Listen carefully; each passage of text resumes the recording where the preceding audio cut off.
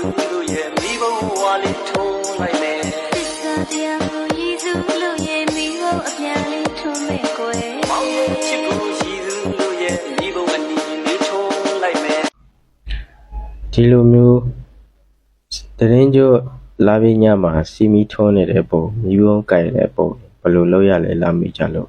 ကျွန်တော်အခုပြောပြပေးပါမယ်အရင်ဆုံး Gemini AI ကိုဖွင့်မယ်နော် Gemini AI ထဲရောက်ပြီဆိုရင် image ဆိုတာလေးကိုနှိပ်မယ်ပြီးရင်ဘေးကအပေါင်းပုံစံလေးကိုနှိပ်ပြီးတော့ဓာတ်ပုံကိုရွေးမယ်နော်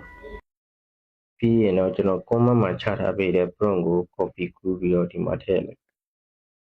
ဒီမှာထည့်ပြီးရင်ဒီမြင်ဘေးကမြားလေးနှိပ်လိုက်ခဏလေးစောက်ပြလိုက်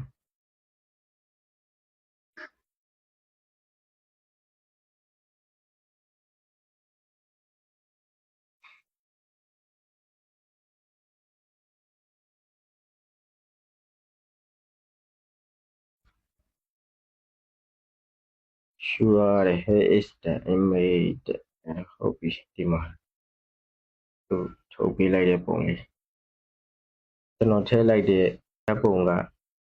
လူပုံရောဝတ်စားတွေရောလုံးဝမပြောင်းသွားဘူးเนาะအရင်မိုက်တယ်เนาะဒီပုံလေးကိုဖုန်းထဲကိုစေ့မယ်ဆိုတော့ဒီအပေါ်က download ခလုတ်လေးကိုနှိပ်လိုက်အဲဆိုရင်ဖုန်းလေးရောက်သွားပါပြီအားလုံးအဆင်ပြေကြလိမ့်မယ်လို့မျှော်လင့်ပါတယ်ဒီလိုမျိုး AI နဲ့ပတ်သက်တဲ့ knowledge တွေ prompt တွေကိုသိချင်နေဆိုရင်တော့ကျွန်တော်အကောင့်လေးကိုအပေါင်းလေးနှိပ်အသေးလေးပေးပြီးတော့ share ခလုတ်လေးနှိပ်တွားပေးကြပါအားလုံးပဲကျေးဇူးတင်ပါတယ်